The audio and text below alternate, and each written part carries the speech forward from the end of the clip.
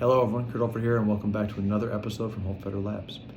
Today we're going to be talking about, I would say, a two-part step countering mechanism within Fifth Master Dagger. It's a very interesting one to me because to me it shows how fast this can evolve, and I would also argue it gives some realism.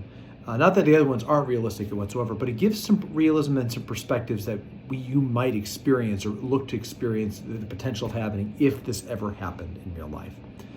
Remember, in all the videos and everything else we've been talking about up to this point is that Connor is representing he's being a very good Uki. He's being a very good person to practice against right here, but that person is not, the person that he is representing in the 14th century kind of combat is not just going to let you take the arm.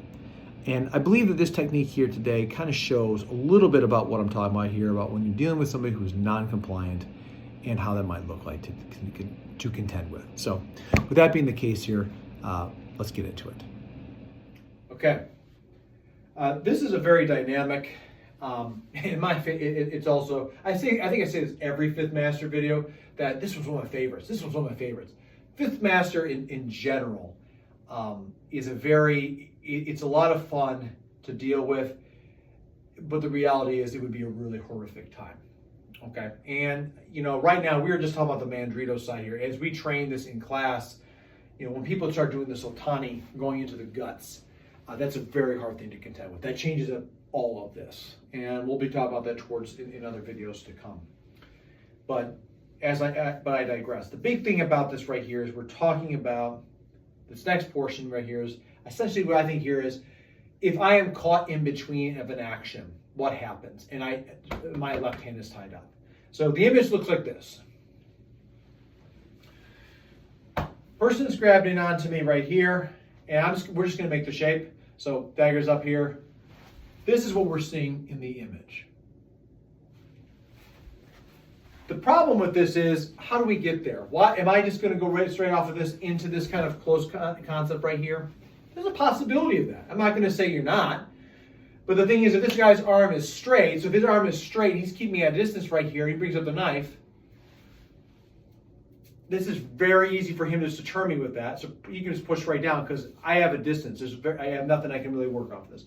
Maybe I pop up and I grab his arm, but at the same time too, I can't go really deep on this. Mind you, modern day hoodie, not the tight clothes and tight pants of the 14th century, okay? So different mind space. Another thing too is being grabbed right here, and this happens a lot of time in training, chest hair really sucks. So your initial response right here is like, oh God, that hurts, it winces, right? So what is happening? How are we getting to this position? Here's my thoughts. In position here, Fifth Master set up right here, I grab the hand, I make the strike. But off the strike, maybe I screw it up. Maybe I push his forearm and it doesn't do anything, which accelerates his grab. And now I'm up in here a position where I have to grab his wrist. That's the first thing that comes across. So that right there could be any number of things. Here, I'm up there as soon as possible.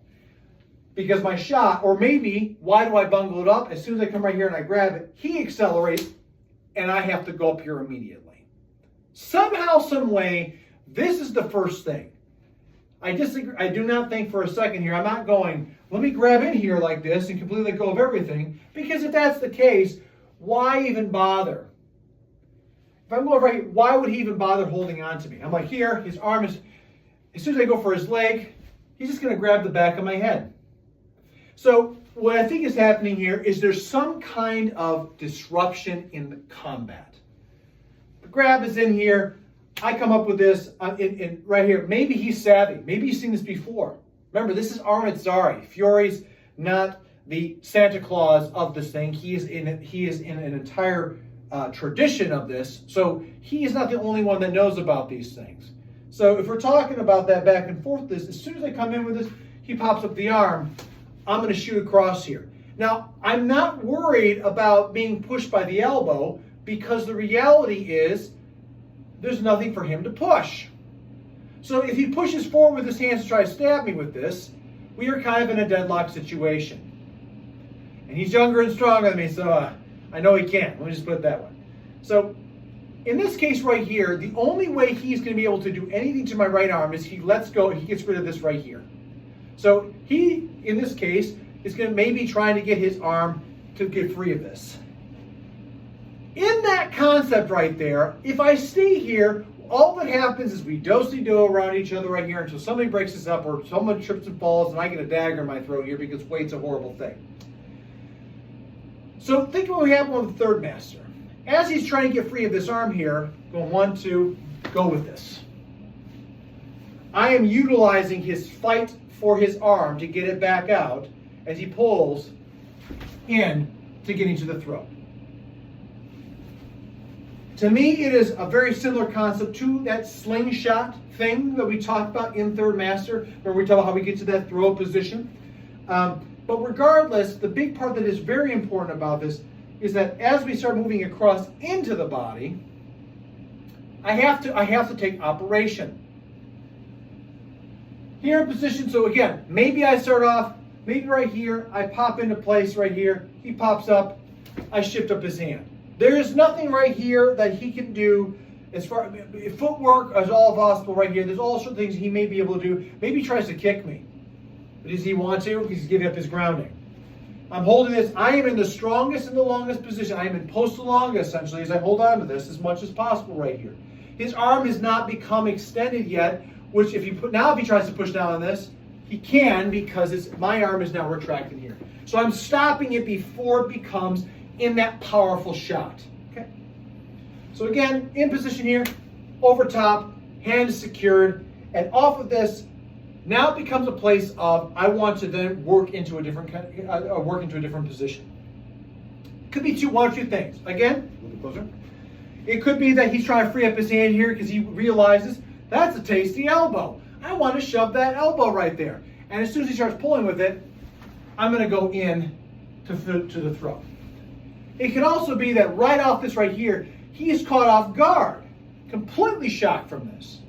Coming in right here, grabs, knife comes out, boom, and I move right in. I don't hesitate. But what exactly are the possibilities? The reality is, whatever he is thinking in that moment in time, we're not going to know, and whatever this person here, whoever we're supposed to be representing in a period of time here, we don't know what they may or may not be actually what may be happening there. It could be, and that's where like one of the things that comes down to techniques when you first start doing them in spar or training purposes. There's a moment where like, ha, it worked, and then bonk, you get hit with an afterblow or something like that, whatever the case may be. Very similar concept right here. I could very, very much so see as this being a situation where he grabs onto me, I go, oh, not today, and I go like this, and he pops up with a dagger, and I go, oh, it worked. And then from there, now I feel him fighting on me here, and I can work in. It could also be the other side where I come right here, I push right up, and he does this, and his mind is, oh, what's this? And then I have the opportunity. That moment of, what the heck actually just happened right here? I thought I had this, is a big window of opportunity. So if it's not the back and forth, like him trying to pull or free up this hand here because he wants to get my other arm off, if it's not that, then it could possibly be that moment of freeze that comes to this. Again, we're seeing right here opportunities here from both sides. So again, if he grabs in, we'll look at the two other plays which we can do with this right here. Again, these aren't fifth master, but there are different ways to attack this arm right off the get-go. And I do see them as possibilities here to kind of get into place. Once again, we're seeing all different options here. So we saw this one right here, I pop in. Second one right here, if I pop up here, and he grabs in tight here with this, and maybe I see him start raising the arm, I'm popping up. Do I have the ability to do that? Maybe. Maybe I just died. I don't know. But the point right here is that essentially, as he comes across, I can still maintain this grip right here. It comes over the top right here, but it's not necessarily the same. Coming down with this, he maintains grip, boom. I just pop it on this. Because I am right over left, my right hand is free to pop in and go into the spot that I need. And then finally the last one right here is, he doesn't go, and I pop down right here. Instead of pushing for the arm right off the bat, he pulls with the knife. Now I'm across this way, and I'm back into this. So with that being the case here, those are just some of the ways that we may come to those types of crossings where that inside position where we get to that post to lung right here, where I grab his leg and toss him through, might be achievable. And that's one of the pieces about this. We don't know this right here. I kind of wonder, because there are some plays, like I said, back in Fourth Master, are these continuations of each other? In Third Master, where you have the lower lock, are these all the types of continuation? Potentially.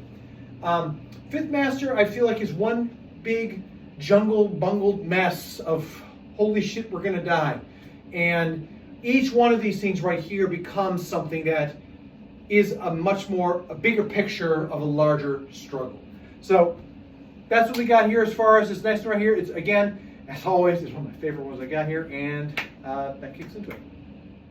So you can see with the video that, again, when I say this is dealing with someone who's not compliant, is as we've stated this entire time, that person, Connor's been working to this situation where, like, his arm happens right here and stuff is happening here.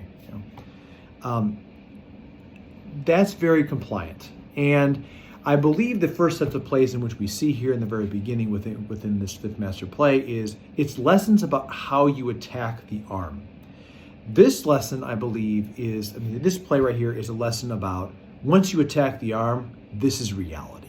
So you've got a way of how we attack that arm, and then that person's going to respond because they don't like what you just did to them. Or you might grab up there and then they respond instantaneously. Is this person premeditative? Is this person right here, did he attack first, then retract right here, and then come into this right, we grab at them? We don't know. But regardless, that is a person that's not going to necessarily say, yes, please break my arm. By looking at this and taking the time to kind of distinguish between, okay, I've got the arm here, but then I have to deal with that immediately, a dagger shot that comes in because the person feels you grab you, it gives a sense of desperation of what these types of training situations that may have happened, these types of encounters in the 14th century might have looked like when it came down to dagger play. Very ugly, very scary, and very close quarter in contact. And again, the first initial thing that you do when someone comes at you, at least from what I'm gleaning in the manuscript, is to grab and seize this arm and then to work off of it. There will be plays where we don't even see that as a starting point, but there will also be plays in which we, but for the most part, the thing I think that we're really seeing is contending the arm, building off of that, and then attacking in and dealing with the knife shot that's coming. Because regardless of whether it's escalation and the person isn't drawn yet, or the dagger's out, or the person's attacked once, retracted, grabbed on, and is attacking again, it doesn't matter, the dagger is coming again. And that's the part that's scary about Fifth Master. This play in particular, I believe, is an indicator to what that may or may not have looked like. So with that being the case here, again, that's going to conclude the video for this, and I'm very curious to see what other people have to say about this. If you got any thoughts and considerations, please leave a comment below. As always, like I said, I'm always interested to hear what people have to say. Lots and lots of these types of dagger plays right here.